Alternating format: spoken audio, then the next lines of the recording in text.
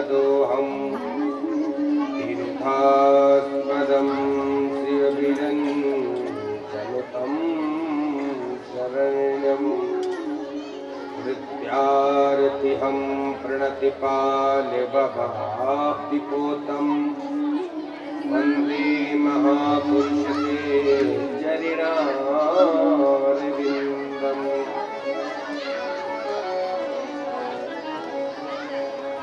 हंसी विभूषितकरान्नवनीरिदाभा पीताम्बराधरुणबिम्बिफलाधरुष्टा पूर्णेन्दुसुन्दरिमुखाजरिबिन्दनेत्रं कृष्णात् परं किमपि त्वमहं न जाने। मनोजिवं मारुतितुल्यवेगं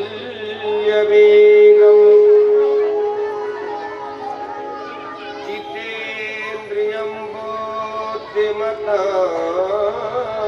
वरिष्ठं वातात्मजं वानरयूथमुख्यं श्रीरामदूतं शरणं प्रपद्ये।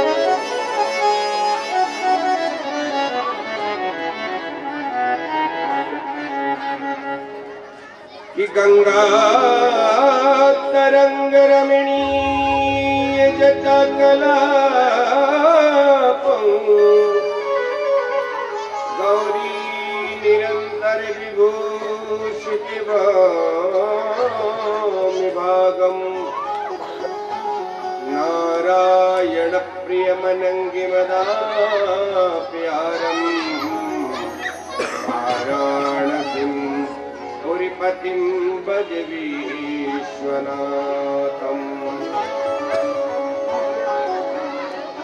कृष्णाय वासुदेवाय देवकी नंदनाय च नंदिगोपकुमाराय श्रीगोविन्दाय नमो नमः। राम रामेति रामेति रमे रामे मनोरमे सहस्रनाम तत्तुल्यं श्रीराम नाम वरानने। जय जय श्री राधारमण जय जय नवल किशोर जय गोपी चित चोर प्रभु जय जय माता।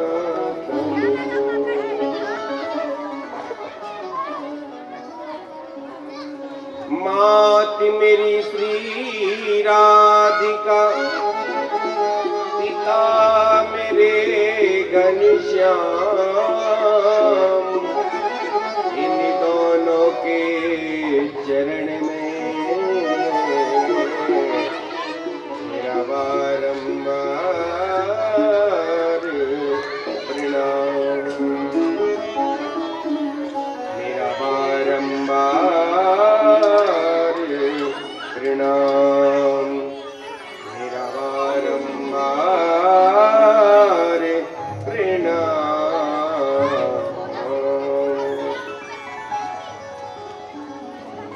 बोली भागवत भगवान की वृंदावन बाके बिहारी लाल की श्री शंकर भगवान की जय रामचंद्र भगवान की जय हो। सर्वदेवमयी गौ माता की जय हो। श्री गंगा मैया की जय हो। श्री यमुना मैया की जय हो। अपने अपने गुरुदेव भगवान की जय हो। अपने अपने महापिता भगवान की श्री बालकृष्ण लाल की श्री वृंदावन धाम की काशी विश्वनाथ भगवान की जय जय श्री राम, जय जय श्री राम, जय जय श्री राम।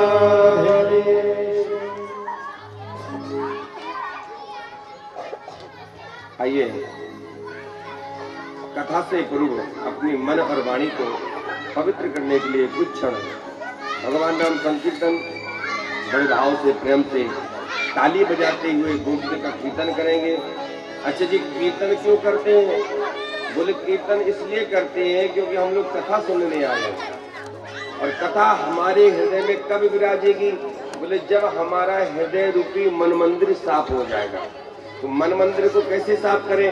तो बोले राम नाम के कीर्तन की बुहारू लगाओ, झाड़ू लगाओ, तो जितने विकार हमारे अंदर भरे हैं ये बाहर निकल जाएंगे और दिव्य पवित्र भगवान की कथा हमारे हृदय में विराजमान हो जाएगी। बड़े भाव से ताली बजाते सभी गोविंद के नाम का कीर्तन करेंगे।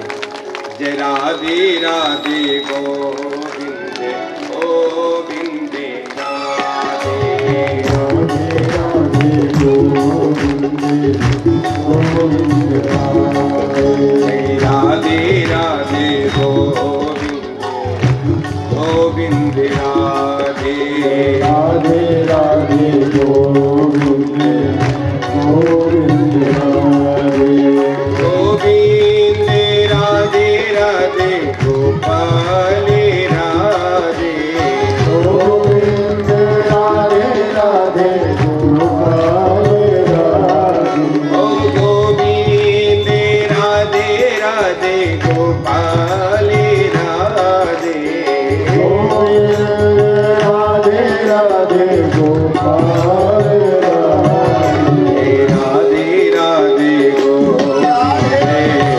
गोविंद राधे जय राधे राधे गोविंद गोविंद राधे।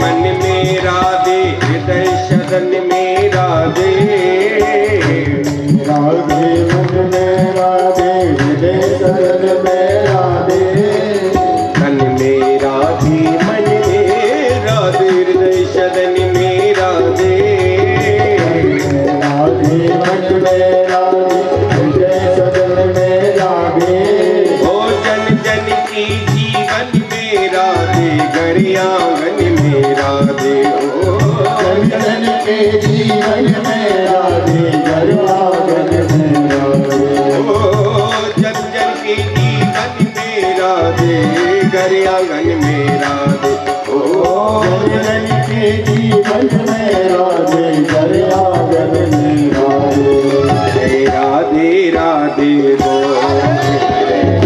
गोविंद राधे राधे राधे गोविंद गोविंद राधे गोविंद राधे राधे गोपाल राधे गोविंद राधे राधे गोपाल राधे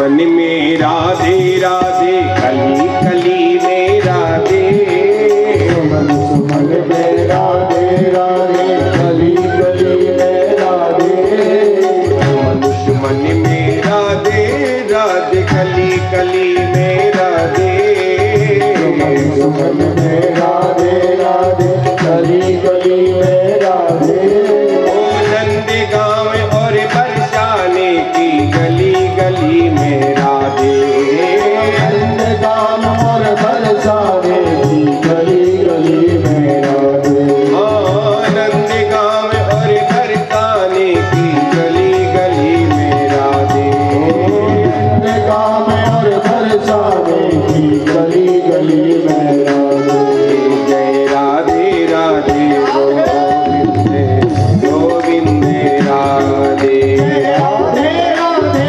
गोविंद गोविंद राधे, राधे राधे गोविंद गोविंद राधे, राधे राधे गोविंद गोविंद राधे, गोविंद राधे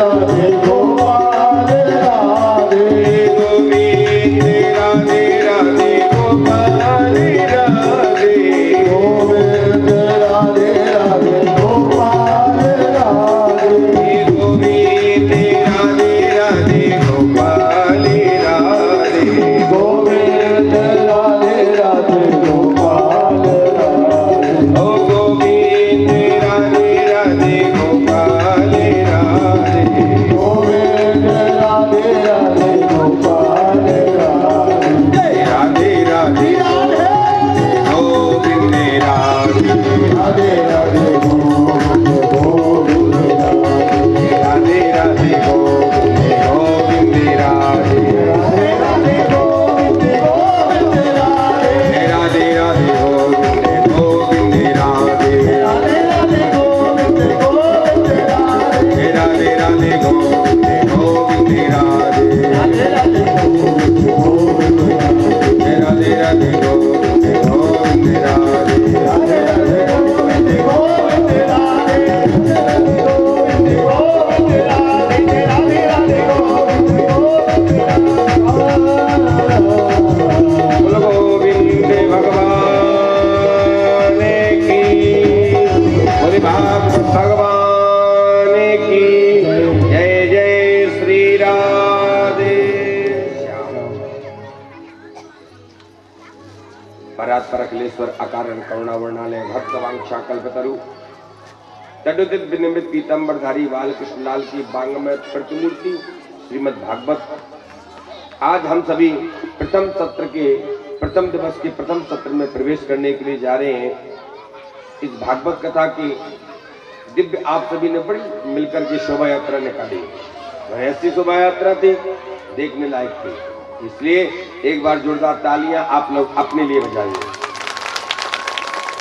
जब भी भगवान की यहाँ पर कथाओं का नंबर आएगा नाम, तो उसमें आपका भी यात्रा में नाम होगा, क्योंकि हजारों लोग होते हैं शहर में, पर भगवान की यात्रा में वही आता है जिसे ठाकुर जी हाथ पकड़ के बुलाते हैं। नहीं तो हजारों लोग घर में बैठे बैठे विचार करते रहते हैं पर नहीं आ पाते हैं।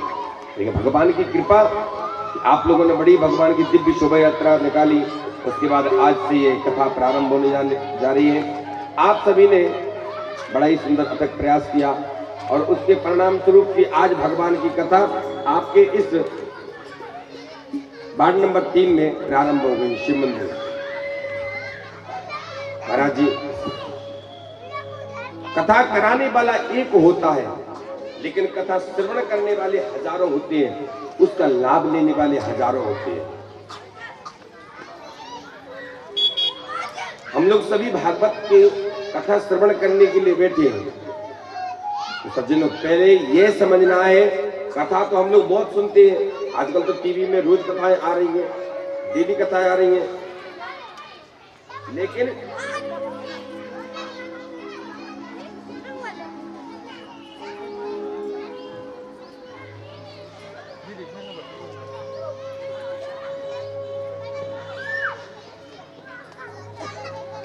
प्रेम से बोलो राधे राधे। कथाएं हम दिन रात सुन रहे हैं, टीवी में भी आ रही हैं, पर कथाओं का असर कहीं दिखाई नहीं दे रहा। दिखाई दे रहा है तो नहीं। हम दिन रात कथा सुन रहे हैं, पर कथा वही है जिसमें हमारे जीवन में परिवर्तन हो, कथा में असर हो। भागवत कथा श्रवण करने हम लोग बैठे हैं, सबसे पहले भागवत में आता है महात्मा।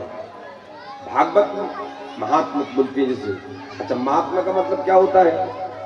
बोले किसी के महत्व को समझना। क्योंकि जब तक हम किसी के महत्व को नहीं समझेंगे तब तक हम उसको नहीं समझेंगे।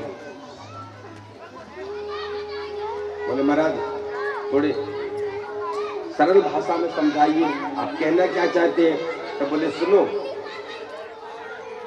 एक किसान के घर में बहुत वर्षों पुराना एक वो चटनी पीसने वाले पत्थर होते हैं ना, उसको सिल्लोड़ी बोलते हैं, आप क्या जो भी बोलते हो, वो पड़ा हुआ था, वर्षों से पड़ा था।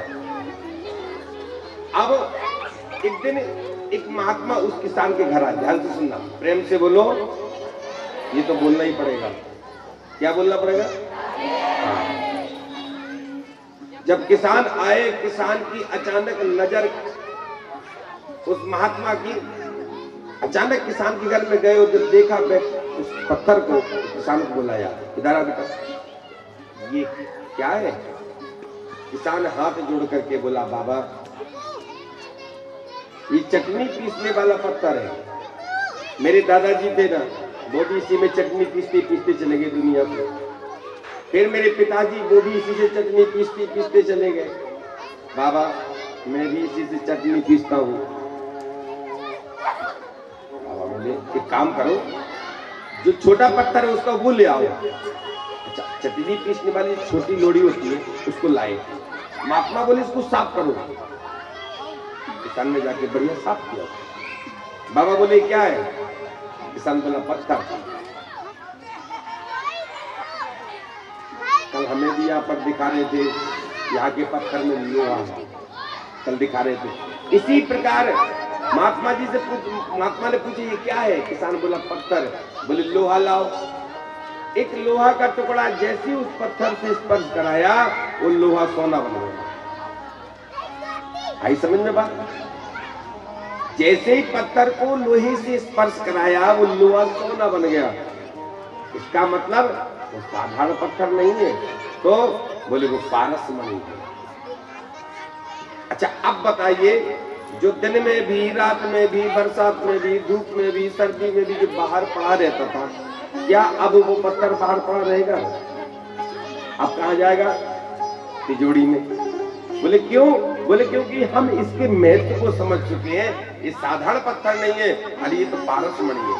इसी प्रकार सज्जनों, जैसे हम आपके बगल में सफर करें, आप हमें नहीं जानते हैं, लेकिन जब किसी ने आकर के बताया भैया आप जिनके बगल में बैठे ये वृंदावन के महाराज हैं, तो सच बताना, क्या आपका भाव बदलेगा कि नहीं बदलेगा? इसी प्रकार जब तक हम किसी के महत्व को नहीं समझे, भागवत क्यों सुनी जाती है? हमने हजारों बार सुनी, पर क्यों सुनी? इसका सुनने का लाभ क्या है? अच्छा, आपने सुनी तो आपको क्या लाभ मिला? कहां सुनी? किससे सुनी? क्यों सुनी? और जिन्होंने सुनी उनको क्या लाभ मिला? इन्हीं सब बातों का जहां उत्तर मिले उसे कहते हैं भागवत महात्मा। भागवत क्यों सुनी जाती है? और भागवत किसने सुनी? भागवत किसने सुनाई और क्यों सुनाई? भागवत सुनाने का तात्पर्य क्या था? तो बोले महाराज, राजा परीक्षित को श्राप लगा कि 7 दिन में तुझे 7वें दिन तक नाग डस लेगा, तेरी मृत्यु हो जाएगी। और उसी भय को से मुक्त होने के लिए भागवत श्रवण सुखदेव जी ने राजा परीक्षित को श्रवण कराई। अच्छा, जैसे ही सुखदेव जी भागवत को लेकर बैठे, देवता भी आगे कहते हैं, लेकिन सुखदेव जी ने अनाधिकारी समझा, अधिकारी नहीं समझा। ये भागवत में देवताओं को डांट के भगा दिया, इसका मतलब ये मूल्यवान है। जब तो देवताओं को दुर्लभ नहीं है, हम लोगों को है। इसी सब बातों का जहां प्रश्न का उत्तर मिलता है उसे कहते हैं भागवत महापुराण। आइए, किसी भी व्यक्ति के 3 परिचय होते, ध्यान से सुनना, प्रेम से बोलो। देखिए, आप लोग अगर ध्यान से कथा सुनेंगे तो मैं ध्यान से सुनाऊंगा, और अगर आपने ध्यान से कथा नहीं सुनी तो मैं भी अपना टाइम देखते देखते आगे बढ़ूंगा। देखो, एक बात ध्यान से सुनना, अगर आप किसी को बुलाते हैं तो उससे कुछ ज्ञान प्राप्त करो। भाई, व्यक्ति आया है वृंदावन से, कुछ सुनो, आपको लगना चाहिए कि हाँ कुछ मिला। हम आके चले गए, हाँ हो गई कथा, समझ में कुछ नहीं आया, ऐसी कथा कभी नहीं कराना चाहिए, मत कराना कभी भी। कथा वो कराओ हम कुछ प्राप्त कर सके, कुछ मिले हमें। अच्छा, मिलेगा कब? जब आप ध्यान से सुनेंगे। और आपका मन अगर मनी राम, देखो 2 चीज कथा में ध्यान से कंट्रोल करने की है। एक तो निद्रा देवी, सबसे बड़ी चीज, ये दुश्मन ने कथा की, जैसे कथा में मन लगेगा कोई सर टांगे बैठ जाएगी, कोई मतलब आंख बंद समाधि लग जाएगी। महाराज जी कथा कर रहे हैं, श्रोता समाधि में झूम रहे हैं। और दूसरी बात, मनीराम, हमारा मन बेटे कथा में पहुंच गया घर पे, आए राम, बिल्ली कहीं दूध ना पी जाए, होता कि नहीं था? तो लेकिन भागवत कथा अगर आपको वास्तव में सुनना है तो इन 2 चीजों को आप 7 दिन के लिए अर्पण कर दो यार, सब छोड़ दो। संसार के कार्यों को आप इतने सालों से करते रहे और आगे भी करना ही है। भगवान ने ऐसा समय दिया, ऐसा मौका दिया है, तुम्हारे दरवाजे पर गंगा आई है। 2 गंगाएं हैं, एक भागीरथी गंगा, एक भागवती गंगा। भागीरथी गंगा के लिए हमको जाना पड़ता है, लेकिन भागवती गंगा घर घर दरवाजे दरवाजे आकर के पवित्र पावन करती है, उसका लाभ लेना चाहिए। तो किसी भी व्यक्ति के 3 परिचय होते हैं, ध्यान से सुनना। दिखने में कैसा है, स्वभाव, प्रेम से बोलो राधे राधे। पहला परिचय, स्वरूप कैसा है, यही तो होता है। पहला व्यक्ति देखता है, हाँ दिखने में कैसा है, बोले हाँ ठीक है। स्वरूप कैसा है, दूसरा स्वभाव कैसा है। दिखने में तो बड़े सुंदर है पर स्वभाव बहुत बुरा है, क्या करें इसे सुंदरता का। तीसरी बात, प्रभाव, करता क्या है भाई, प्रभावशाली है कि नहीं, प्रेम से बोलो राधे राधे। तो भगवान के 3 परिचय दिए पहले श्लोक में, बड़ी सुंदर व्याख्या की। सच्चिदानंद रूपाय विश्वोत्पत्त्यादिहेतवे तापत्रय विनाशाय श्री कृष्णाय वयम। भगवान का स्वरूप कैसा है, बोले भगवान के 3 स्वरूप हैं। भगवान सत घन चित घन आनंद बराबर सच्चिदानंद। भगवान सत्य है, बोले सत्य क्या कहते हैं, बोले ये संसार में जो हम देख रहे हैं, बोले ये सब असत्य है। 10 साल पहले ये जगह जैसी थी वो वैसी नहीं है, और आने वाले 10 साल बाद ये जगह जैसी वैसी नहीं रहेगी। 10 साल पहले हम जैसे थे वैसे आज नहीं है, और 10 साल बाद आगे में हम जैसे वैसे नहीं रहेंगे। इसका मतलब ये सब परिवर्तन ही है। तो सत्य क्या है, बोले परमात्मा जिसने दुनिया बनाई है वो सत्य है। दुनिया में जब कुछ नहीं था तब वो ईश्वर था, और जब कुछ सब कुछ है तब भी वो ईश्वर है, और अंत में जब दुनिया में कुछ भी नहीं रहेगा तब वो ईश्वर रहेगा। तो सत्य अविनाशी परमात्मा को कहते हैं। चित, बोले चित माने होता है प्रकाश, ज्ञान। हमको ज्ञान की आवश्यकता पड़ती है, लेकिन उस परमात्मा को किसी के ज्ञान की आवश्यकता नहीं। हजारों करोड़ों सूर्य के समान वो ज्ञान से तेज से देदीप्यमान है वो प्रभु। आनंद, बोले आनंद बोलने की चीज नहीं है। जब आपको 2 चीज का ज्ञान हो जाएगा, तीसरी चीज आपको अपने आप मिल जाएगी। बोले जब आप सत्य और चित्त को समझ लेंगे, आनंद आपके हृदय में अपने आप प्रकट हो जाएगा। आनंद कहने की चीज नहीं है।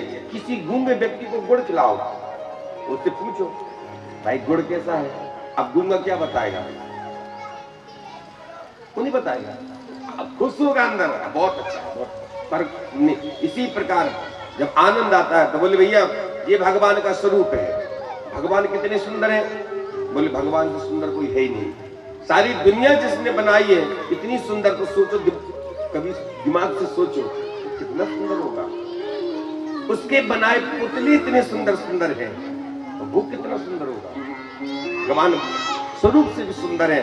भगवान का स्वभाव कैसा है? बोले भगवान के जैसा स्वभाव तो किसी का नहीं है।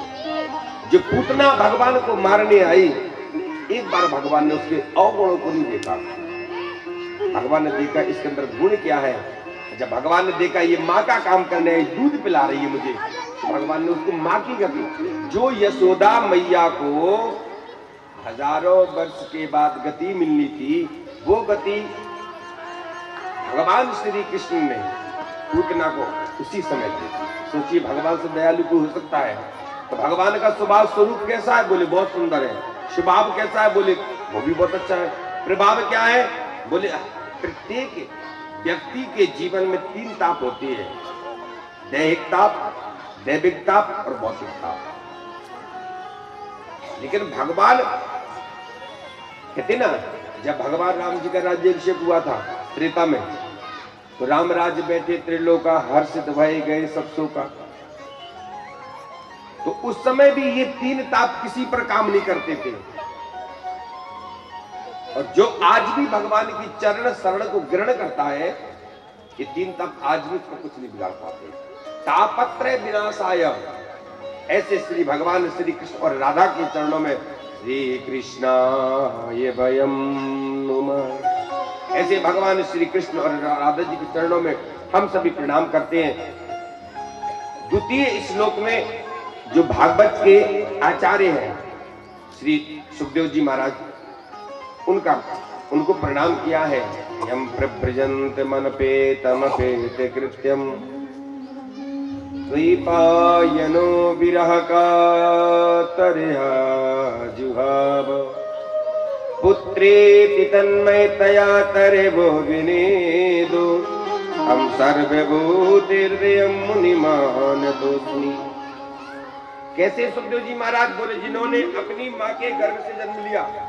अच्छा, जन्म लेने के पहला जो बच्चे का संस्कार होता है वो नाल छेदन संस्कार होता है, पर सुखदेव जी का नाल छेदन संस्कार नहीं हुआ। अपनी नाल को कंधे पर डाले और जंगल में चल दिए। पीछे पिता पुत्र पुत्र कह के बुला रहे, पर एक बार अपने पिता को मुड़कर नहीं देखा।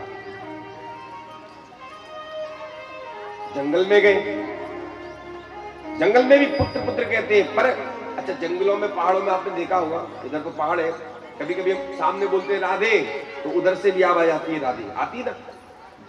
तो व्यास जी महाराज पुत्र पुत्र कह के बुला रहे अपने पुत्र को, उधर से भी आवाज आती है पुत्र।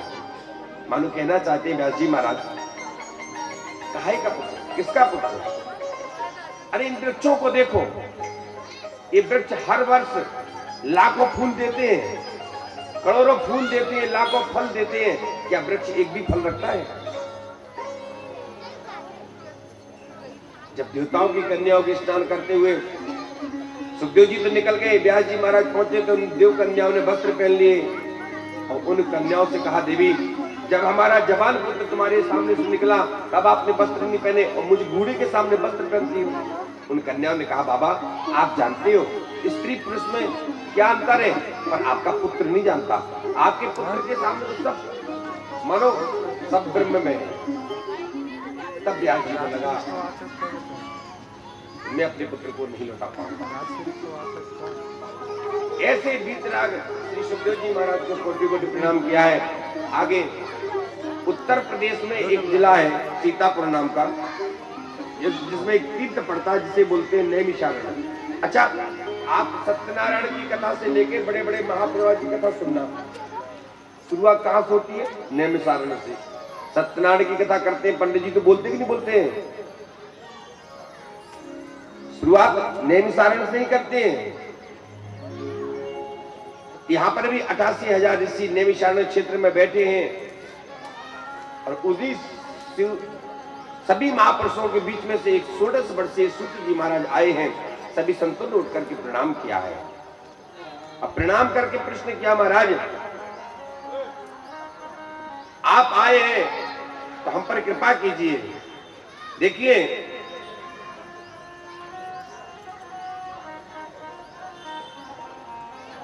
संसार में एक होता है कलप वृक्ष और एक होती चिंतामणि। कलप वृक्ष के नीचे जो आप कल्पना करेंगे वो आपको मिलेगा, और चिंतामणि के समक्ष आप जो चिंतन करेंगे वो मिलेगा। पर 88,000 ऋषि कहते हैं महाराज कृपा करके कोई ऐसा भगवान का चरित्र सुनाइए जो पावनों को पावन करने वाला हो, क्योंकि आप देख रहे हैं घोर कलिकाल आ रहा है और कलिकाल के प्रभाव से लोगों की वृत्ति आश्री हो गई है, और इन आश्री वृत्ति के लोगों को अगर कहा जाए कि तपस्या करो तो वो बल वो शक्ति नहीं है, महाराज कोई ऐसा उपाय बताइए, कोई ऐसी कथा श्रवण कराइए कि कथा तो श्रवण करें हम। रेशाम यद भव श्रेया पाविनानाम च पाविनम कृष्ण प्राप्तिकरम सस्वत् साधनम तदेवदाधुना। परम पवित्र करने वाली हो और भगवान को मिलाने वाली हो, भक्ति ज्ञान वैराग्य को बढ़ाने वाली हो, ऐसी कोई कथा सुनाइए। अज्ञान ध्वांत विध्वंस कोटि सूर्य समप्रभा सूताख्यायि कथा सारम मम करणम रसायनम। कर्णों के द्वारा रसायन का काम करने वाली ऐसी कथा हो। सूत जी महाराज आप पर गुरु कृपा है। देखिए चिंतामणि तो जो चिंतन करोगे वो मिलेगा, मणि के सामने जो आप कलप वृक्ष के सामने जो कल्पना करोगे वो मिलेगा, पर उन दोनों से कहा जाए भगवान के दर्शन करा दो तो वो दोनों भगवान के दर्शन नहीं करा सकते। कहते हैं जिन पर गुरु कृपा है, सूत जी महाराज आप पर गुरु कृपा है, आप अगर चाहें परमात्मा से मिला सकते हैं। इसलिए देखिए सूत जी ने कहा महाराज आप इतनी बड़े बड़े उम्र के साधु में छोटी सी उम्र का महात्मा आप मुझे प्रणाम करते हैं।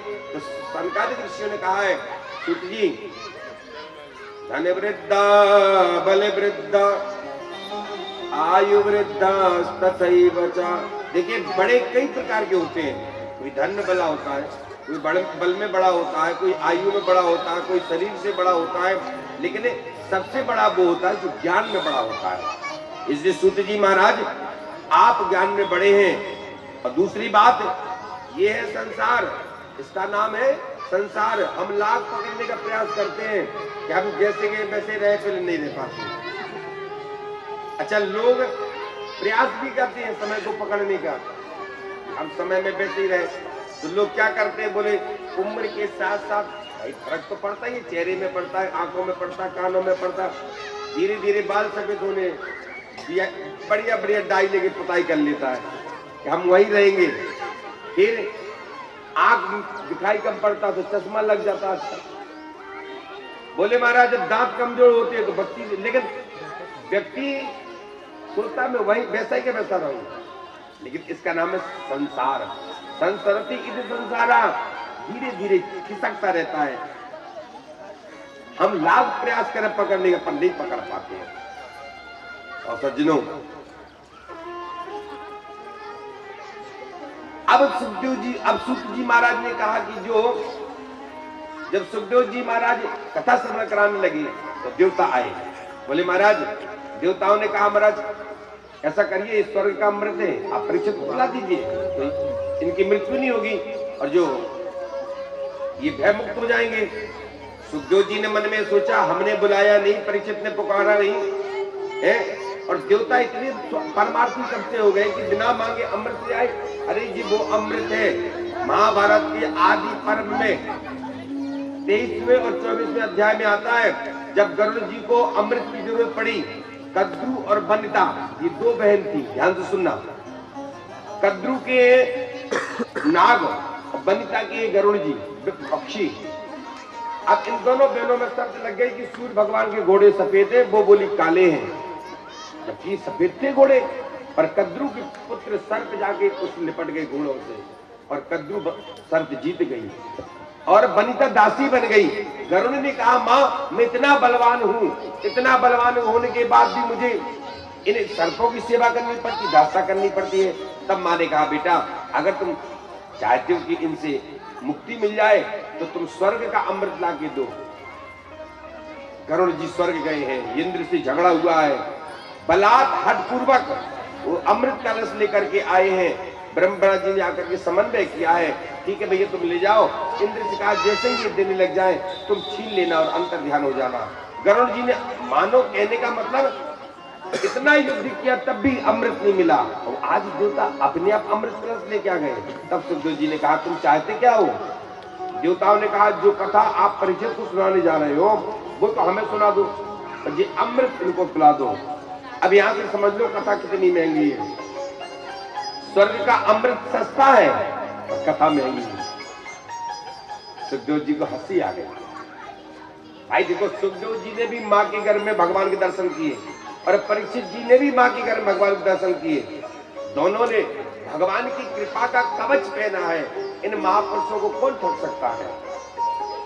सुखदेव जी ने कहा राजन, देवताओं से कहा सुनो, अगर तुम भक्त बन करके आते, दास बन करके आते तो मैं तुमको श्री हरि की कथा जरूर सुना देता। अपितु तुम दास बन करके नहीं आए, तुम तो ठगिया बन करके आए हो, ठग बन करके आए हो। बोले ठग क्यों बोला? बोले देखो अमृत के बदले कथा सुना दो। अमृत है कांच का टुकड़ा और भागवत कथा है मणि। एक कांच के टुकड़े के बदले में अगर कोई मणि मांगे तो ये ठग रहा है कि नहीं है? प्रेम से बोलो, जरा जोर से बोलो। ये तो बोलना ही पड़ेगा, राजी और गैर राजी बोलना पड़ेगा, तभी कथा होगी जब राधे राधे बोलेंगे। वृंदावन वाले कुछ याद कराए या ना कराए पर 7 दिन में राधे राधे तो रटा ही देते हैं। प्रेम से बोलो। हाँ। और क्यों रटाते हैं? वो इसलिए रटाते हैं कि जो राधे राधे रटो चले आएंगे। हाँ, अगर बिहारी से मिलना तो राधे राधे को पकड़े रहना, और एक दिन वृंदावन में पहुंच जाओगे, राधे राधे राधे राधे गाते रहना और जल्दी वृंदावन आते रहना। इसलिए ये तो आपको बोलना ही पड़ेगा। सज्जनों, सुखदेव जी ने डांट करके देवताओं को भगा दिया। अच्छा, परीक्षित से पूछा, परीक्षित तुम बताओ तुम कौन सा अमृत पीना चाहते हो? परीक्षित ने कहा गुरु जी दोनों अमृत में अंतर क्या है? तो सुखदेव जी ने कहा देखो, एक है सुधामृत, देवताओं का अमृत, जिसको पीने से स्वर्ग, जब आप मर जाते हैं, मर के स्वर्ग में जाते हैं तो आपको वो अमृत पीने को मिलता है। अच्छा, वो अमृत हम रोज पीते हैं तो धीरे धीरे हमारे पुण्य खत्म होते चले जाते हैं। पुण्य छीने मृत्युलोके विसंति, और जब पुण्य छीन हो जाते हैं तो फिर मृत्युलोक में आना पड़ता है। और ये भागवत कथा बोले, इसको जब आप श्रवण करेंगे तो आपके धीरे धीरे कल्मषापहम, आपके धीरे धीरे कल्मष, आपके पापों का हनन होता चला जाएगा और आगे चल करके तुमको श्री हरि की गोद प्राप्त हो जाएगी। ऐसी भागवत कथा है। प्रेम से बोलो। दूसरी बात, अमृत किसको मिलता है? बोले जो पुण्यात्मा लोग मर करके जाते हैं उनको। बोले पापी मरते उनका क्या होता है? बोले पापियों को नहीं मिलता। बोले देखो, वहां पर पुण्यात्मा की जरूरत है, पर इस अमृत को पीने के लिए पुण्यात्मा की जरूरत नहीं है। इसको पापात्मा भी पिए, दुष्टात्मा भी पिए, कोई भी पिए, सबको, सबके लिए। अच्छा, वहां भेद है, यहाँ अभेद। वहां भेद किया जाता है स्वर्ग के अमृत में, पर कथामृत में कोई भेद नहीं है, कोई भी आके पियो। सज्जनों, कृपास्यामो वयाम सर्वे श्रीमद्भागवतामृतम्।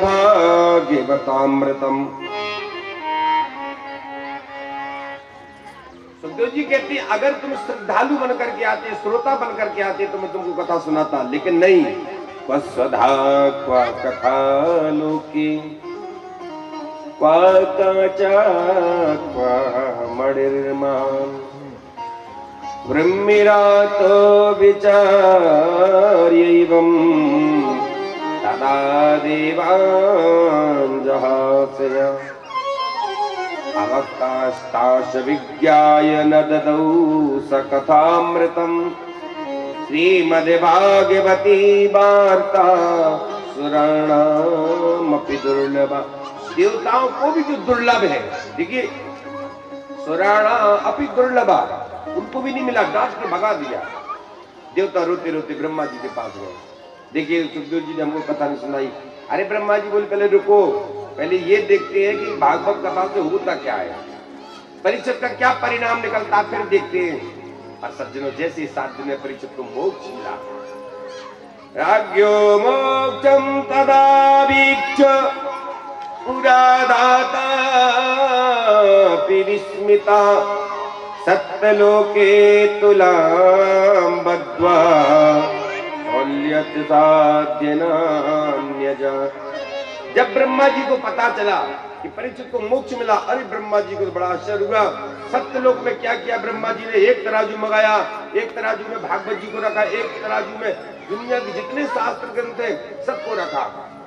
जैसे ही ब्रह्मा जी ने तराजू उठाया, लघुन्यानि जातानि कौरवेण इदं महत् तदा ऋषिगणा सर्वे विस्मयं परिमं ययु। लघुन्यानि जातानि, जिस पढ़ने में भागवत जी थी वो पढ़ना तिल भर भी नहीं उठा, बाकी पढ़ना उठ गया। ब्रह्मा जी ने घोषित कर दिया, भैया ना ये कोई ग्रंथ है, ना कोई पुस्तक है, ना कोई पोथी है, ये तो साक्षात भगवान श्री कृष्ण का ही स्वरूप है। मेने रे भगवद रूपम शास्त्रम भागवतम कलौ। कल काल के कलुषित जीवों के कलुषित हृदय को साफ करने के लिए मेरे भगवान स्वयं गोविंद भागवत संहिता में आकर के विराजमान हो गए हैं। इसलिए भागवत के प्रत्येक अक्षर में भगवान श्याम सुंदर की श्यामलता समाई है। सज्जनों, यहाँ ऋषियों ने प्रश्न किया, महाराज ये 7 दिन से कथा सुनने का नियम कैसे चालू होगा, जरा ये बताएंगे? तो प्रेम से बोलो राधे राधे।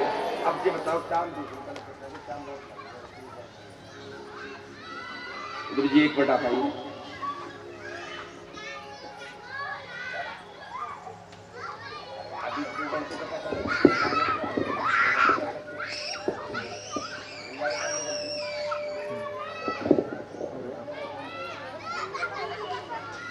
बोले भागवत भगवान की।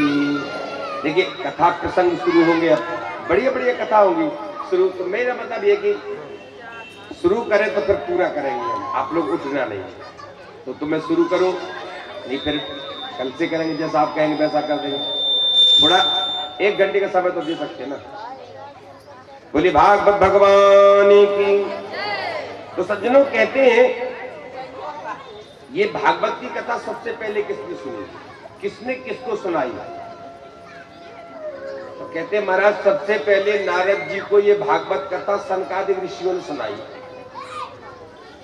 आश्चर्य की बात है, नारद जी ऐसे संत जो 2 घड़ी से ज्यादा ठहरते नहीं है, और सनकादिक ऐसे संत जो एक जगह से दूसरी जगह कहीं जाते नहीं है। तो इन दोनों संतों का मिलान कैसे हुआ? अगर मिलान हुआ कैसे हुआ? और नारद जी को भागवत सुनने की क्या जरूरत पड़ गई? यद्यप नारद जी को तो स्वयं भागवत महापुराण आता है, उनके पिता ने उनको ज्ञान कराया है। तो कहते हैं महाराज एक बार की बात है, एकदा ही विशालायां चत्वारा ऋषियो मला तत्संगार्थ समायाता ददृशो तत्र नारदम। कहते हैं महाराज एक बार की बात है, चारों भाई विशालापुरी, जिसे आजकल हम बद्रीनाथ बोलते हैं, इसका पुराना नाम है विशालापुरी। विशालापुरी में चारों संत ब्रह्मा जी के जो 4 बेटे हैं, सनक, सनंदन, सनातन, सनत कुमार, 4 पुत्र मानसिक भ्रमण करते हैं। अच्छा इनका काम क्या है? बोले कथा मात्र जीवना, तो भगवान की कथा। एक भाई वक्ता बन जाता है, 3 श्रोता बन जाते, कथा चलती रहती है, दिन रात कथा चलती, जिनका जीवन ही भगवान की कथा है। ऐसे चारों संत बद्रीनाथ में विचरण कर रहे थे। विचरण करते करते इनकी नजर नारद जी पर पड़ी। देखा नारद जी बड़ी तीव्र गति से, बड़ी चिंतातुर होकर के भाग चले आ रहे हैं। और सज्जनों, संतों का हृदय तो जानते हैं, संतो हृदय नवनीति समान। संतों का जो हृदय होता है वो मक्खन की तरह कोमल होता है। अरे मक्खन को तपाने के लिए तो अग्नि की जरूरत पड़ती है, पर संतों का हृदय अग्नि नहीं, दूसरे का दुख दिखते और हृदय द्रवित हो जाता है, वही संत कहे जाते हैं। सज्जनों, नारद जी महाराज को देखा और चारों भाई आगे आए और आगे आकर के नारद जी को रोक लिया और प्रश्न किया, कथम ब्रह्मंदीनि मुखा कुतश्चिंता तुरो भवान् त्वरितं गम्यते कुत्र कुतश्चागमनं तव इदानीं सूनचित्तोऽसि गतिवित्तो यथा जन तवेदं मुक्तिसंगस्य नोजिदं बदकारिणं भो ब्रह्मन् कथं दीनमुखा। अरे ब्राह्मण, तुम्हारा जो मुख कमल है ये दीन मतलब चिंता तो क्यों है? क्या तुम्हारा कुछ चला गया है? अरे हमने तो आपको देखा तो हम प्रसन्न हो गए, चलो भैया नारद जी मिले, कुछ सत्संग होगा, कुछ चर्चा होगी। नारद जी पहले से ही उदास। अरे दुनिया के लोगों को जब चिंता सताती तो संतों की शरण में आते हैं। अरे संतों के जब चिंता हो, अरे संतों को चिंता किस बात की? संतों के पास कभी ऐसा धन नहीं रहता जो कोई ले जाए। संतों का जो धन है ना, ऐसा धन तो सबको रखना चाहिए। महाराज, तुलसी सब जग निर्धना, तुलसी सब जग निर्धना, धन बनता नहीं कोई, धन बनता सोई जानियो, जग राम रतन धने होई। जिसके जीवन में भगवान के नाम का धन है, ये ऐसा धन है। महाराज, मीराबाई गाती थी ना, पायो जी मैंने राम रतन धन पायो। महाराज, चोरी न लेवे या को खर्च न होवे, चोरी न लेवे या को खर्च न होवे, दिन दिन बढ़त सभायो, पायो जी मैंने राम रतन धन पायो। ऐसा नाम, अरे ऐसा धन किस मतलब का जो घर परिवार बर्बाद कर दे, हमारे बच्चों को हमसे अलग कर दे। इसीलिए कहते हैं धन सर्व उतना चाहिए, साईं उतना जीत दीजिए, जामे कुटुंब समाए। ऐसा धन मत दो जिसमें कुटुंब ही चला जाए। उतना करना क्या है भाई? क्या करोगे? चलो बहुत सारा दे भी, क्या करोगे तुम? अरे हमें जितनी जरूरत है उतना चाहिए, बस नहीं चाहिए। अगर धन की तीन गति है, ध्यान से सुनना, अगर धन की तीन ही गति है, अगर आपके पास भगवान ने दिया है तो पहले तो भोग करो, बढ़िया बढ़िया खाओ, बढ़िया बढ़िया पहनो, बढ़िया से मौज करो, बच्चों का चीज अच्छा दो। दूसरा, अगर दिया है तो दान करो। तीसरा करना नहीं पड़ता, तीसरा करना नहीं पड़ता, तीसरा अपने आप हो जाता है, जिसे बोलते नाश। कोई बीमारी आ गई, 10-10, 20-20 हजार के इंजेक्शन तो कर लगे। बच्चे में कोई बुद्धि विकृति हो गई, बच्चा उल्टा सीधा करने लगा। धन की शुद्धि दान से होती है, मन की शुद्धि भजन से होती है, तन की शुद्धि स्नान से होती है। इसलिए कार्य करना चाहिए। इसलिए संतों के पास वो धन नहीं जिसमें चिंता हो, संतों के पास वो धन है जिसमें चिंतन हो, और हमारे पास वो धन है जिसमें चिंता हो। अच्छा, चिंता है तो हम चिता तक पहुंच जाते हैं, चिंता करते करते जल्दी मर के पहुंच जाते हैं। संत चिंतन करते हैं, संत मरते नहीं है, संत तरते हैं, क्योंकि वो परमात्मा तक पहुंच जाते हैं। चिंतन और चिंता में इतनी अंतर है। चिंतन परमात्मा से जोड़ता है, चिंतन चिता चिंता चिता से जोड़ती। अब फैसला आपके हाथ में, परमात्मा से जुड़ना चाहते हो कि चिता से, वो आप शुरू कर दो। प्रेम से बोलो राधे राधे। करना तो पड़ेगा, सच्चाई जीवन की यही है। परमात्मा जिस ईश्वर ने हमको भेजा है, हिसाब किताब तो देना है। ये जो किराए का मकान मिला है आपको, इसका हिसाब किताब कौन देगा? आपको ही देना है। उसने तो किराया का दे दिया, अब आप इसने कितना किराया दे रहे हो, कितनी साफ सफाई से रख रहे हो, कितना तुम्हारा पवित्र है ये सब आप जानते हो। इसका भी हिसाब किताब देना है। लेकिन संतों के पास ऐसा कुछ नहीं। कहते हैं नारद जी, जीवन में ऐसा कोई कार्य संत नहीं करते जिससे चिंता। फिर तुम्हारे चेहरे पर ऐसे जैसे कोई कृपण कंजूस का धन ले जाए कोई, और वो कंजूस भागे, ऐसे आप भाग रहे हो। गतिवित्तु यथा जना। जब पूछा तब नारद जी ने कहा, भैया पहले तो मैं आप सभी बड़े भाइयों को प्रणाम करता हूं, और दूसरी बात आपने पूछा कि मेरा चेहरा उदास क्यों है, तो सुनो। मेरा मन हुआ कि मैं दुनिया में भ्रमण करूं, तो मैं सभी तीर्थों में गया। पुष्करम च प्रयागम च काशीं गोदावरीं तथा हरिक्षेत्रम कुरुक्षेत्रम श्रीरंगम सेतुबंधनम। श्रीरंगम गया, सेतु बंध गया, हरिक्षेत्र, कुरुक्षेत्र, रामेश्वरम, सब जगह गया, पर मुझे शांति कहीं नहीं मिली। संतों क्या गया तो संतों में भी क्या देखा मैंने? बोले संता सा परिग्रह। संतों में भी पाखंड है। कहने को ब्रह्मचारी है। अच्छा, ये तो व्याख्या तो बहुत बड़ी बड़ी है, पर हम छोटी सी छोटी करके निकलते हैं, तो समय कम है, चलना दूर है। नारद जी ने बड़ी 3 बातें बहुत अच्छी कही, 4। संत कैसे हैं? बोले ब्रह्मचारी है। कैसे ब्रह्मचारी? नारद जी बोले मैं रास्ते से चला रहा था तो मुझे 10-20 बच्चे मिले। मैंने कहा भैया इतने सारे बच्चे किसके हैं? पीछे से आवाज आई ब्रह्मचारी जी के। नारद जी बोले मेरे को तो बड़ा अचंभा लगा, ब्रह्मचारी जी के 20 बच्चे।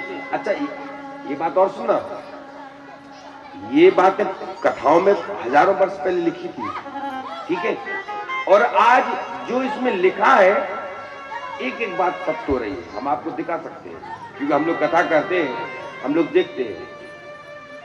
नाम है ब्रह्मचारी पर 20 बच्चे, 2 पत्नियां हैं,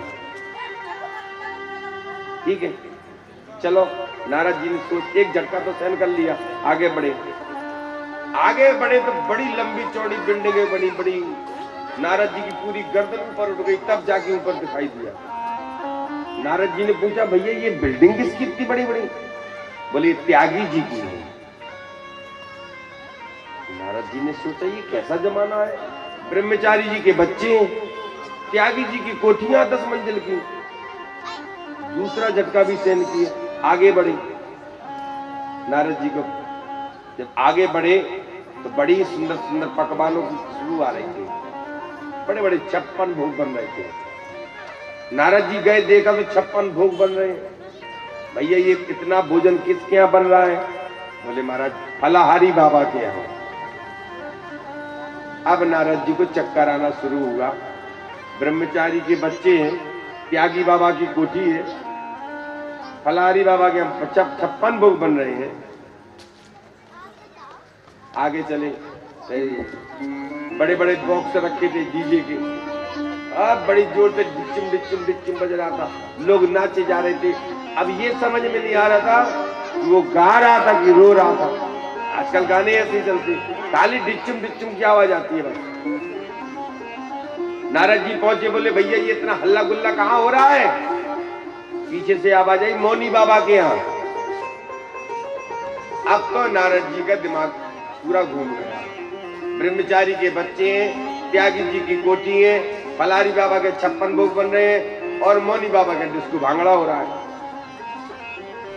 अब नारद जी का मन विचलित हो गया, एकदम मन विचलित हुआ। अच्छा तो क्या किया? बोले चलो छोड़ महात्मा को, गृहस्थों क्या चलते हैं, क्योंकि गृहस्थ आश्रम से बढ़कर के कोई आश्रम नहीं होता, सबसे बढ़िया होता है गृहस्थ आश्रम।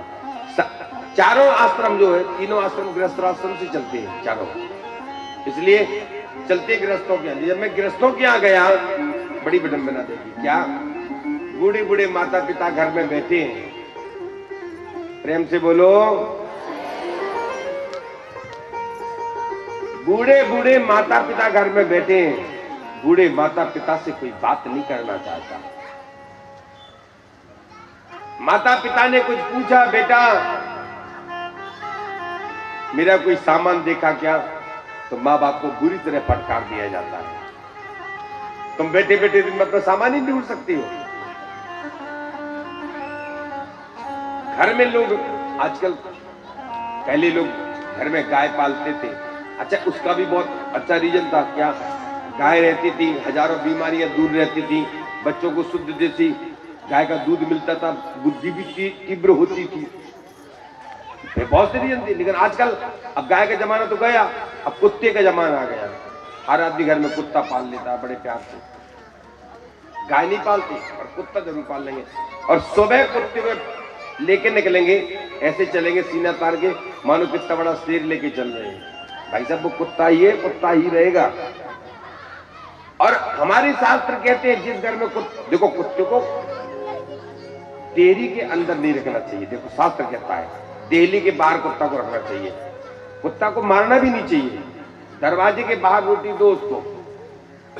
लेकिन पहले लोग गाय पालते थे, अरे गाय का दूध घी सब चीज तो पवित्र था।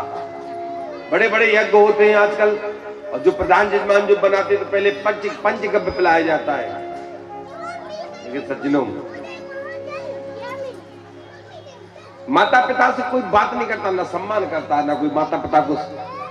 तो बोले महाराज फिर किससे पूछते? बोले साले को सलाह काल बना रखा है, ससुराल से साले को बुलाते हैं। हाँ भाई तू बता।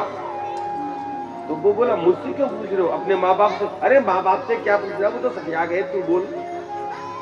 अपने भैया से पूछो, अरे भैया से तुम्हारी 6 महीने से लड़ाई चली, तू बोल। मतलब साले को लोगों ने सलाहकार बना रखा है। हमारे ब्रज में कहते हैं दीवाले बिगाड़े आरो और घरे बिगाड़े सारो। प्रेम से बोलो राधे राधे। दीवाल में अलमारी निकालोगे तो दीवार कमजोर हो जाएगी, और घर में अगर साले की सलाह लोगे तो घर बर्बाद हो जाएगा। इसका प्रमाण है महाभारत, आप देख लो। इसलिए अपने बुजुर्गों की, कोई मिले ना मिले, लेकिन आप एक याद रखो, बुजुर्गों के पास जरूर बैठो, उनसे 2 मिनट चर्चा करो। उनके मन को कितना सुकून मिलता है, क्योंकि आज के जमाने में कोई भी बूढ़ों बुजुर्गों से बात नहीं करना चाहता। जहां देखो बेचारे बूढ़े अकेले बैठे, कोई बोलने वाला नहीं, कोई बात करने वाला नहीं। प्रेम से बोलो राधे राधे। थोड़ी देर और रुक जाओ, उसके बाद आरती कराने। हमने पहले पूछा था कि टाइम है कि नहीं। चलो कोई बात नहीं, 10 मिनट की बात और है। और सज्जनों, करुणी प्रभुता गे श्याले को बुद्धिदायक, कन्या विकीर्णो लोभा दंपतीनां चकल्कनम। नारद जी बोले, ये सब देख करके मेरा मन अशांत हो गया। तत्ताचर्यं मया दृष्टं श्रूयतां तन्मुनीश्वरा, एका तु तरुणी तत्र निषण्णा खिन्नमानसा। मैंने देखा एक युवती खिन्न मन से। जब मैं वृंदावन गया, वृंदावन में मैंने यमुना किनारे एक स्त्री को, हजारों स्त्रियां घेरे बैठी हैं, उस स्त्री की गोदी में 2 पुरुष लेटे हैं। मैंने जाके पता किया, देखा मेरा मन, हजारों स्त्रियां उसको घेरे करके बैठी हैं। मेरे को लगा वो रो रही है, उसकी गोदी में 2 वृद्ध पुरुष लेटे हैं। हाँ, कोई पंखा जल रही है, कोई सेवा कर रही है। मेरे को लगा कुछ पूछूं, मन में सोचा स्त्रियां हैं, 1 मिनट में रोती है, 1 मिनट में हंसती है। मैं गया और कहीं बोली, ए बाबा जी तू क्या को आ रहा है यहाँ? तो फिर मैं क्या कहूंगा? इसलिए नारद जी की हिम्मत नहीं पड़ी। नारद जी लौटने लगे तो पीछे से आवाज आई, ओ वो क्षादुक्षणं तिष्ठ मच्चिन्तामपि नाशय दर्शनं तव लोकस्य सर्वथा गेहरम परम। बाबा जी कहाँ भागे जा रहे हो, महाराज जी कहाँ भागे जा रहे हो, एक मिनट सुनो ना। अरे तुम्हारे दर्शन करने मात्र से जीवन के बड़े बड़े पाप संताप मिट जाते महाराज, ऐसा ध्यान रखना। इसलिए कहा जाता है दरस परस कर मज्जन पाना। हमारे शास्त्रों में लिखा है गंगा जी का स्पर्श, संतों का दर्शन, दोनों ही हमारे लिए लाभकारी होता है। आप भले गंगा स्नान मत करो, गंगा का दर्शन करने मात्र से आपको पुण्य। इसी प्रकार संत महापुरुष बड़े बड़े तीर्थ होते हैं, पता नहीं किस महात्मा के दर्शन से हमारे बड़े बड़े पाप मिट जाए। इसलिए तो लोग संतों के दर्शन करते हैं। आप देखते हो तीर्थों में लोग जाते हैं, इस महात्मा के दर्शन, उन महात्मा, अरे पता नहीं किस महात्मा के चरण रज हमारे जीवन को बदलते हैं। पता नहीं किस महात्मा के चरण धूल हमारे मस्तक पर लग जाए और हमारा बिगड़ा मुकद्दर संवर जाए। इसलिए सज्जनों,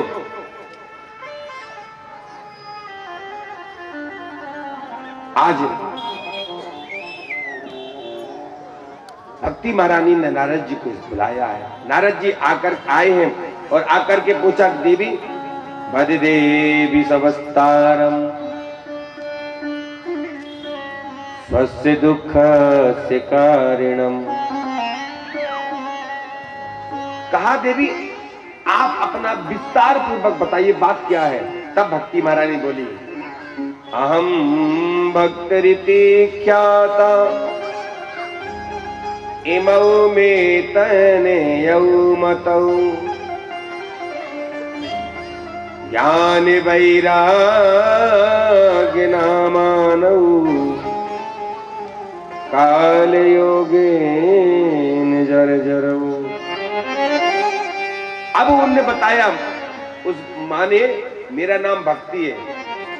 अब मेरी गोदी में जो वृद्ध पुरुष लेटे हैं, ये कोई और नहीं, ये मेरे बेटा है। दुनिया का पहला आश्चर्य है, माँ 16 साल की, बेटा 90 वर्ष के। बाबा ऐसा कभी होता है क्या? अरे माँ 90 की, बेटा 16 का, ये तो चल सकता है, पर माँ 16 की, बेटा 90 के। नारद जी ने सब सारी बात समझ ली। अगर मेरे पुत्र सही नहीं हुए तो वृंदावनम पुनः प्राप्त नवीनेव स्वरूपिणी। अगर मेरे बच्चों का बुढ़ापा दूर नहीं हुआ तो मालूम मैं क्या करूंगी? इदम स्थान परित्यज्य विदेशो गम्मतम मया। अगर मेरे बच्चे सही नहीं हुए तो मैं विदेश चली जाऊंगी। ये भागवत में भक्ति महारानी कह रही है। सोचो, ये भक्ति महारानी कह रही है भागवत में, विदेशो गम्मते मया, मैं विदेश चली जाऊंगी। तब नारद जी ने कहा, मां चिंता मत करो। अरे बुद्धिमान वही होता है जो धैर्य पूर्वक अपने नियमों का पालन करता रहे, क्योंकि अभी तो बहुत कुछ मंगल दिखाई दे रहे हैं, लेकिन जैसे जैसे समय बढ़ेगा, वर्षे वर्षे क्रमज्जाता मंगलम ना भी दृश्यते। जो जो समय बढ़ता जाएगा धीरे धीरे सारे मंगल कम दिखाई पड़ना शुरू हो जाएंगे। वृंदावन में आज भी भक्ति महारानी नाचती है। अच्छा, जो वृंदावन गए उन्होंने देखा भी होगा, ये तो कहने वाली बात नहीं है, ये मेरी गारंटी है। आप वृंदावन में चले जाओ, किसी न किसी गली में आपको भक्ति महारानी नाचती ही मिल जाएगी। प्रेम से बोलो राधे राधे। और जो गए हैं उनने देखा भी होगा कि हाँ वृंदावन में नाचती है आज भी। नारद जी तुरंत समझ गए। क्या समझ गए?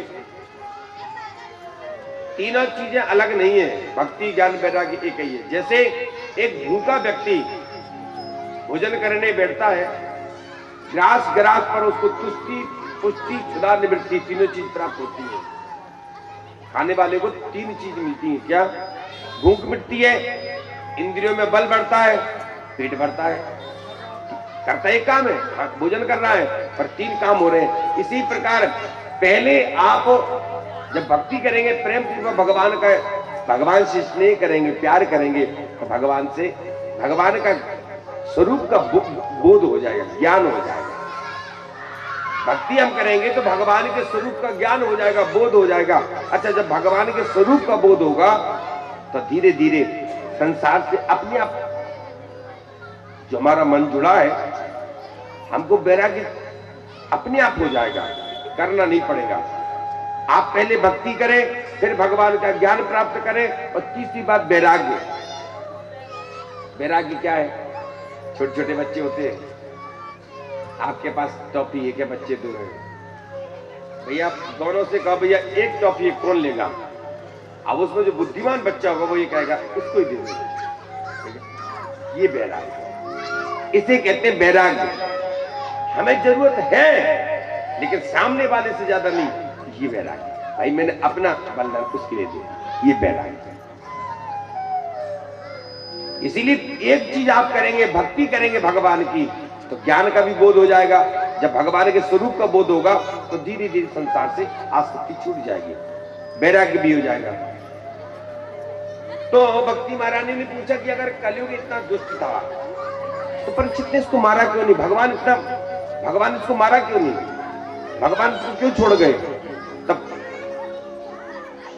नारद जी कहते हैं, माता इसमें कुछ गुण बहुत अच्छे हैं। परीक्षित जी महाराज एक अच्छे राजा थे, धार्मिक राजा थे। उनसे कहा गया कि तुम्हारी शरण में अगर शत्रु भी आया तो उसे भी क्षमा कर देना। कलयुग आ गया तो क्षमा कर दिया। इसमें एक अच्छाई दिखी। देखो आज अच्छे और बुरे लोगों की दो की बात हो रही है। अच्छों की पहचान और बुरों की पहचान सुन लेना ध्यान से। अच्छा व्यक्ति वो होता है जो हमेशा अपनी कमी और दूसरे की अच्छाइयां देखता रहे, उससे अच्छा कोई नहीं हो सकता।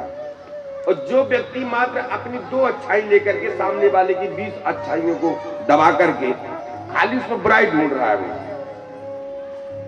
दूसरे में बुराई ढूंढना ये बुरे की बात है, और दूसरे में अच्छाई ढूंढना ये अच्छे की बात है। अब ये आपको अनुमान लगाना कि आपको क्या बनना है। कहते ना, बुरा जो देखा न मैं चला तो बुरा न मिलिया कोई, जो दिल ढूंढा आपने तो मुझसे बुरा ना कोई। ध्यान रखो इस बात को। अच्छा वही है जो सब में अच्छाई दिखाई दे। सज्जनों, कलयुग में अच्छाई क्या है? बोले कलयुग में अच्छाई ये है जो हजारों वर्ष साधना करने का जो फल मिलता था, बड़े बड़े यज्ञ करने में जो फल मिलता था, वर्षों बैठे बैठे जंगलों में भूखे प्यासे तपस्या करने से जो पुण्य फल मिलता था, कलयुग में मात्र एक बार राम बोलने से वो फल मिलता है। यत् फलम नास्ति तपसा ना योगेन समाधिना तत्फलम लभते सम्यक कलौ केशव कीर्तनात्। कलयुग केवल हरि गुण गा, कलयुग केवल हरि गुण गा, कलयुग केवल हरि गुण गा, कलयुग केवल हरि गुण गा। गावत नरे बाबाई बहुत गावत नरे बाबाई कली में केवल नाम अदारा, कली में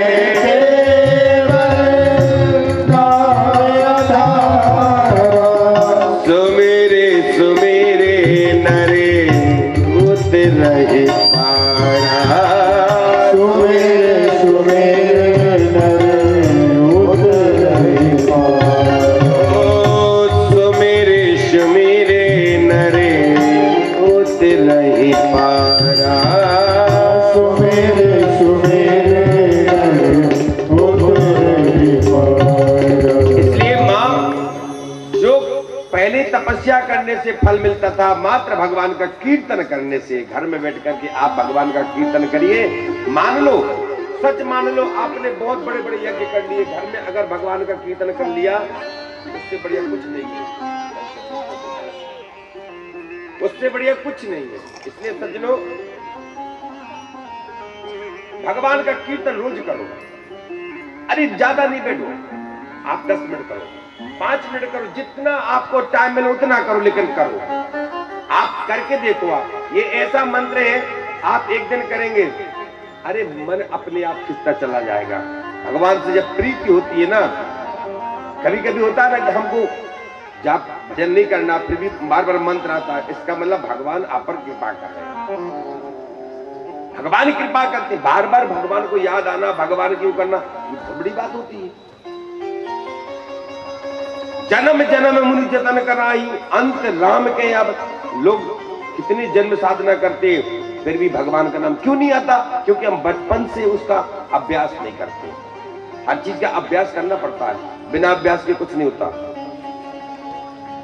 इतना सुंदर उपदेश दिया नारद जी ने, भक्ति में यह प्रसन्न हो गई और नारद जी की बड़ी सुंदर स्तुति करी। कहती है, जयति जगति मायाम यस्य कायाधवस्ते, वचन रचन में कम केवलम चाक्यलय्य, ध्रुवपदिमपि यातो यत्कृपा तो ध्रुवोऽयम्,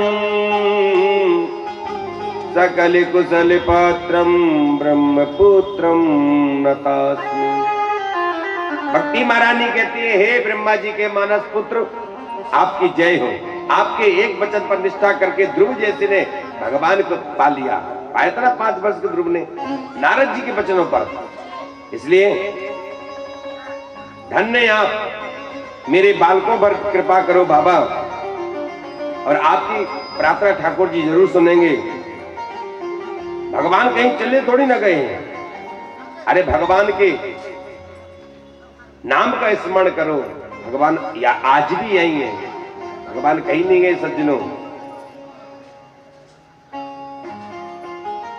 आप भगवान को दिल से पुकार कर तो देखो, भगवान आज भी कहीं नहीं गए हैं।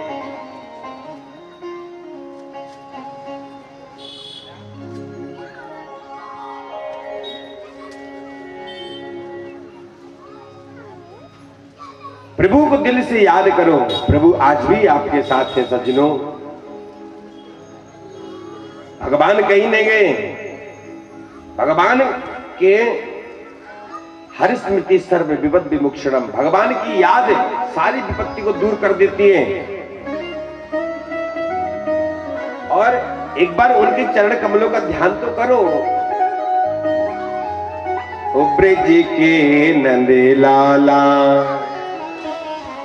राधा जी के सांवरिया, सभी दुख दूर हुए जब तेरा नाम लिया। ब्रज के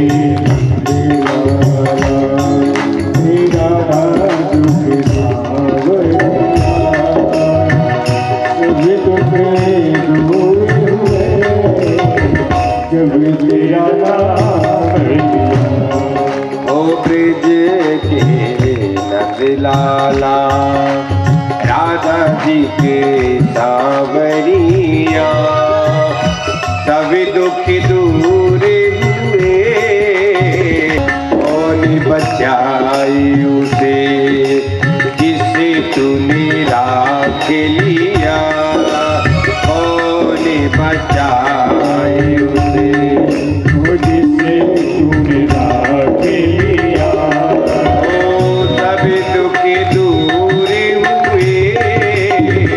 जब तेरा नाम लिया, ओ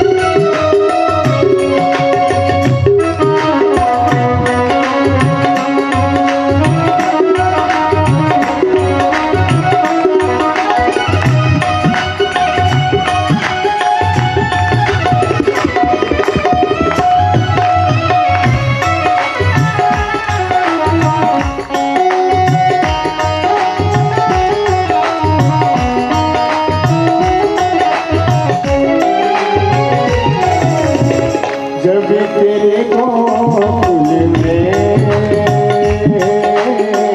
आई विपदा भारी, जब तेरे गोकुल में आई विपदा भारी, सारे पे सारी विपदा तारी, सारे पे सारी विपदा तारी, सारी विपदा तारी। मुड़ी गया गोबर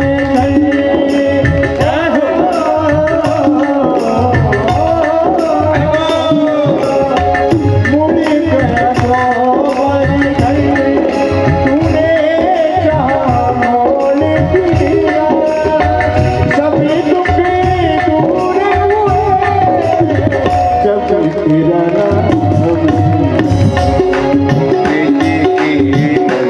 नाम राधा जी के सावरिया, सभी दुख दूर हुए जब तेरा नाम लिया। ओ सभी दुख दूर हुए जब तेरा नाम लिया। जय जय बांके बिहारी जी, जय जय गिरिवरधारी जी, जय जय बांके बिहारी जी, जय जय गिरिवरधारी जी, जय जय बांके बिहारी जी, जय जय गिरिवरधारी। ओ जय जय बांके बिहारी जी, जय जय गिरिवरधारी जी, जय जय बांके बिहारी जी, जय जय गिरिवरधारी जी। ओ जय जय बांके बिहारी जी, जय जय गिरिवरधारी जी, जय जय बांके बिहारी जी, जय जय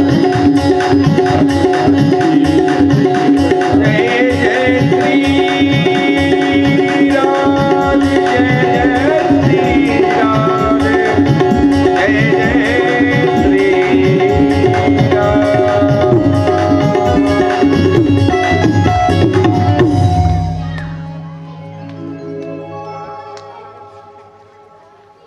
ब्रिज के नंद लाला, दादाजी के सावरिया, सभी दुख दूर हुए जब तेरा नाम लिया। किसका नाम लेने से दुख दूर होता है? ठाकुर जी का। तो ठाकुर जी का ही नाम लेना चाहिए, जिसका नाम लेने से जीवन के पाप ताप संताप मिट जाते हैं। और हम ऐसे ठाकुर जी को छोड़ के दुनिया के पीछे रोते ढूंढते हैं, नहीं। सज्जनों, नारद जी ने प्रयास किया भक्ति माँ के बेटों को स्वस्थ करने का। अरे ज्ञान उठ जाओ, अरे वैराग उठ जाओ। ज्ञानम प्रबुद्धिताम शीघ्रम, रे वैराग्य प्रबुद्धिताम। अरे वैराग उठ जाओ। का प्रयास करते पर उससे नहीं पाते। आकाशवाणी देवं वाणी तदैवा भून्मार से कृतामिति, उद्यमा सफलस्तेयं भविष्यति न संशय। आप उद्यम कीजिए, सफलता मिलेगी। अच्छा, दवाई आकाशवाणी ने दो चीज बताई। बोले देखो आप उद्यम करो। क्या उद्यम करें? या तो ये बता देते महापुरुष, या फिर किसी महापुरुष का नाम बता देते, दोनों ही गोल हो गई। अब नारद जी सबसे पूछते भैया ये क्या है? आकाशवाणी ने जो मुझसे कहा है सत्कर्म, सत्कर्म में क्या है? बड़े बड़े संत महात्माओं से पूछा पर कोई नहीं बता पाया। महात्मा जानते हैं नारद जी छोटे संत नहीं है। नारद जी ब्रह्मा जी के बेटे हैं और तीनों, और हर जगह इनकी गति है, कहीं भी जा सकते हैं, कोई रोक टोक नहीं है। तो नारद जी कोई छोटे मोटे संत है। और नारद जी पूछे अच्छा कोई बड़ा स्पेशलिस्ट डॉक्टर हो, तो छोटे मोटे डॉक्टर से कोई दवा पूछे तो छोटे मोटे डॉक्टर की हिम्मत नहीं पड़ेगी, भैया आप नामी ग्रामी हो। नारद जी बेचारे जब जाते हैं महात्माओं के यहाँ तो महात्मा झूठ बोलते हैं। क्या? आजकल हम मौन है, बोलते नहीं है। कच्ची बेचारे आश्रम छोड़ के भाग गए डर के मारे। नारद जी आ रहे, कहते गुरु जी भाग गए। अब नारद जी को लगा गला थोड़ा मेरे। मुकी भूतास्तथान्येतु कियंतस्तु पलायिता। कुछ मुखी हो गए, कुछ भाग गए। अब नारद जी ने कहा नहीं, अब हम भगवान बद्रीनाथ कहाँ जाएंगे। बद्री विशाल गए और अपने भाइयों से मिले। अब यहाँ महाराज यही पूछने आया था सत्कार में क्या है। और एक सनकादिक ऋषि बोले इतनी छोटी सी बात। अच्छा, कोई आदमी बहुत दिनों से बीमार हो और डॉक्टर के पास जाए और डॉक्टर कह दी हाँ इतना बड़ी बीमारी, तो बेचारा ना मरेगा तो मर जाएगा, इसका मतलब अब कोई बड़ी बीमारी है। अच्छा, डॉक्टर हाथ पकड़ के कह दे अरे कुछ नहीं छोटा सा, तो आदमी आधा तो ठीक, डॉक्टर मैं ठीक हो जाऊंगा, होता कि नहीं? लगता है आधा तो वो ठीक हो जाता है।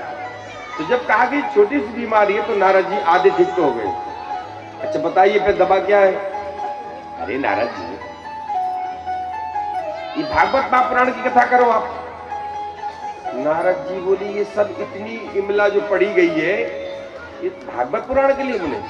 नारद जी बोले मैंने वेद और शास्त्रों के जो मंत्र पढ़े उपनिषदों के, उन्हीं उपनिषदों का तो सारे भागवत जी। जब उन मंत्रों से कुछ नहीं हुआ तो भागवत से क्या होगा? तो ध्यान देना, या 3 उदाहरण बहुत अच्छे दिए। आम का फल कितना अच्छा होता है, राजा होता है फलों का। आम गर्मी में आता है।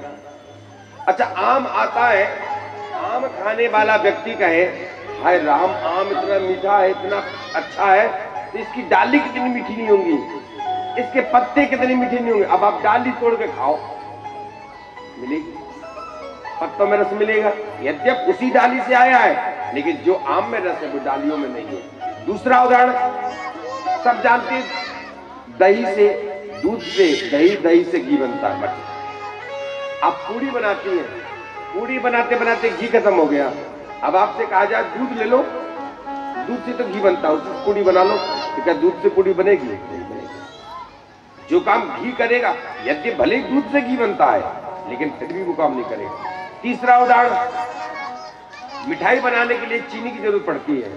चीनी खत्म हो जाए, लो भैया गन्ने का रस इससे बना लो, मिठाई बनेगी? भाई जो चीनी काम करेगी, गन्ने के रस से चीनी बनती है, पर जो चीनी काम करेगी। 3 उदाहरण दिए। नारद जी प्रसन्न हो गए, अरे बात समझ में आ गई। चलो गुरु जी कहाँ कथा करें? बोले हरिद्वार में। बोले क्यों? बोले हरिद्वार में करेंगे इसलिए दुनिया के लोग सुनना चाहेंगे थोड़े ऊपर आ जाएंगे, और महात्मा सुनना चाहेंगे थोड़े नीचे आ जाएंगे, तो कथा हो जाएगी। अच्छा, हरिद्वार के 3 नाम है। 3 नाम क्या? गंगा द्वार, हरिद्वार और हरिद्वार। हरिद्वार केदारनाथ, हरिद्वार बद्रीनाथ, और गंगा द्वार से गंगा जी निकली है। 3 द्वार है। तो गंगा द्वार आनंद नाम के वन पर यह कथा का आयोजन किया सज्जनों। थोड़ी देर में इधर बैठे महाराज कथा करने के लिए, और महाराज ऐसी सुंदर, नारद जी ने अपने भाइयों की स्तुति करी, धन्य भैया आप लोग।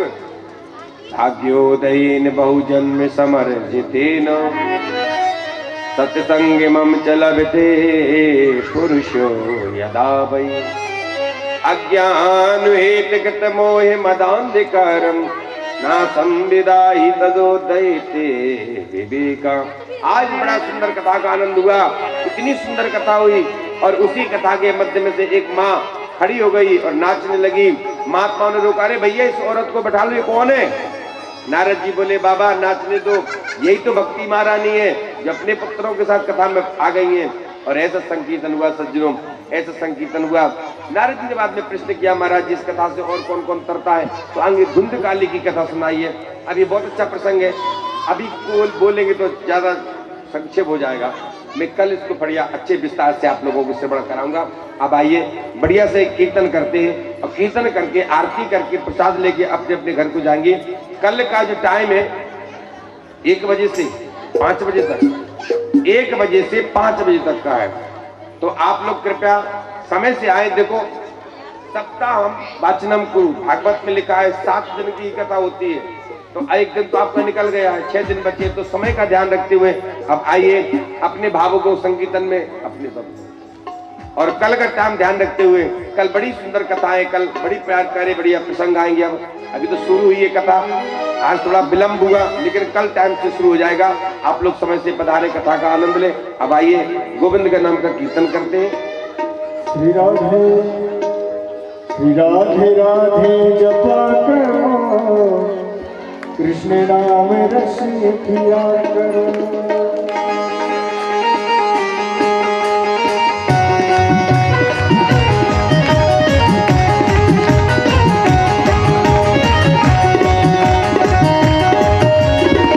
राधे राधे जपा करो, कृष्ण नाम रस पिया करो। राधे राधे जपा करो, कृष्ण नाम रस पिया करो।